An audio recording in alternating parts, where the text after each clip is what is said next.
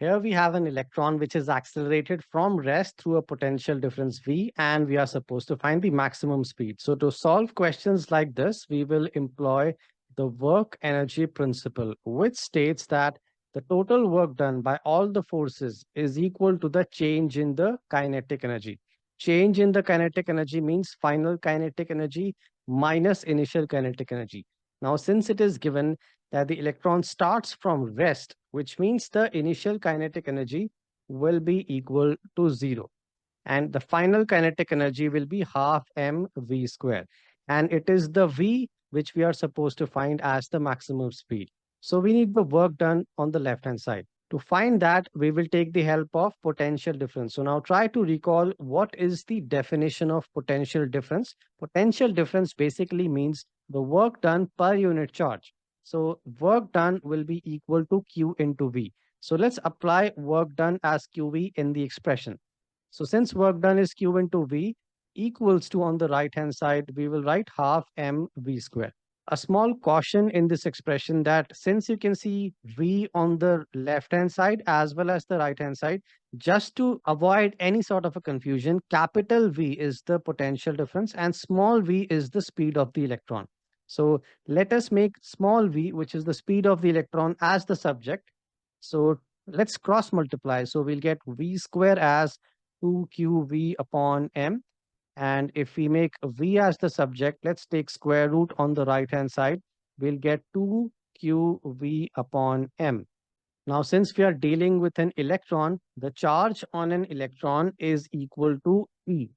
And E is 1.6 into 10 to the power minus 19 coulombs. But in the options, they have just written E. So the answer is square root of 2eV upon mass of the electron, which is in option A. Hence, A is the answer to this question. In this question, we have a circuit in which you have a cell, a voltmeter, and an external resistor 6 ohms. Initially, the switch is open, so this is an open circuit. It's mentioned that the reading on the voltmeter decreases by 20% once the switch is closed. We have to find the internal resistance of the cell.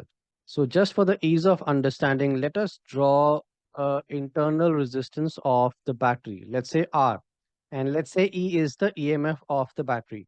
So the battery is composed of the EMF as well as the internal resistance. Before we solve the question, let's revise the concept of terminal potential difference. So here we go. The terminal potential difference is the potential difference across the battery. So have a look at this circuit diagram. We have a battery, EMF E, internal resistance R. TPD stands for the terminal potential difference, which is the potential difference across the entire battery.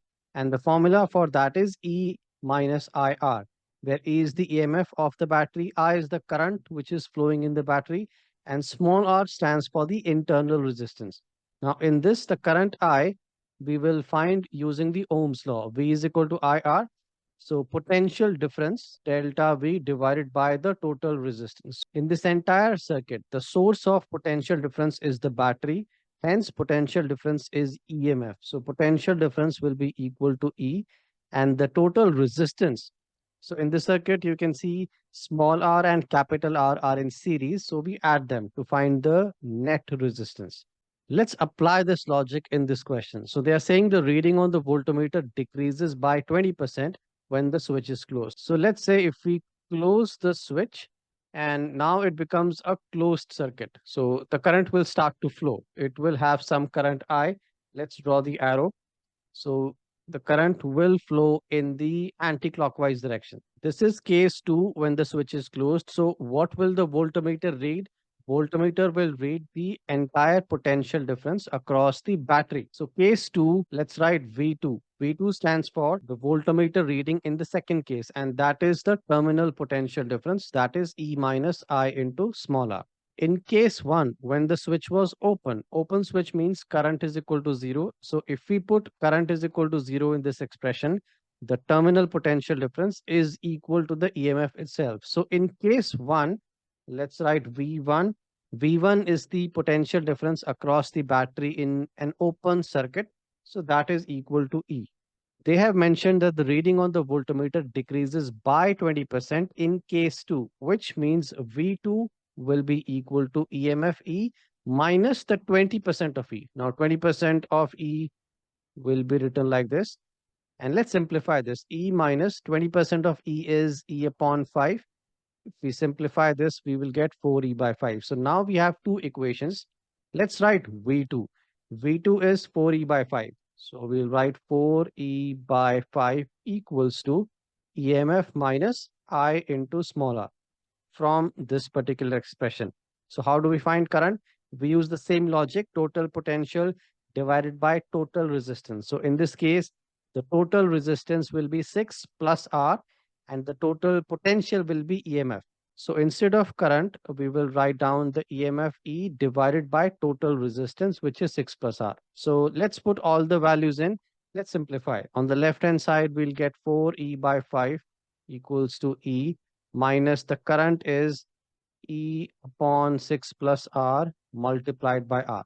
So let's simplify this. Let's make E as the common term in the right hand side. So we'll get 1 minus R upon 6 plus R in the bracket. On the left hand side, we have a 4E by 5. E will get cancelled out from both sides. Let's simplify.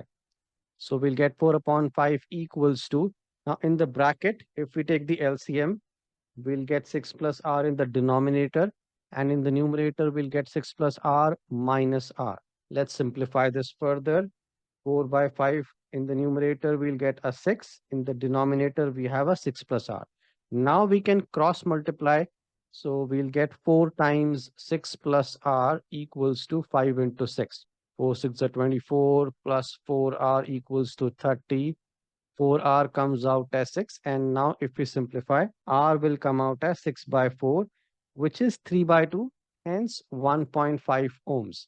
So the internal resistance of the cell is 1.5 ohms, which is option B.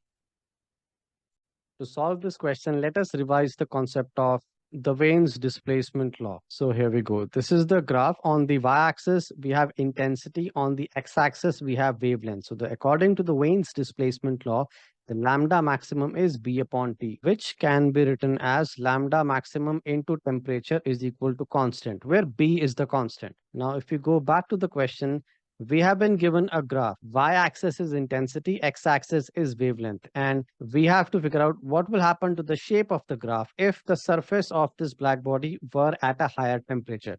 Now, since we already know the formula, lambda maximum into temperature is a constant. If the temperature increases, lambda maximum will have to decrease because lambda max and temperature are inversely proportional.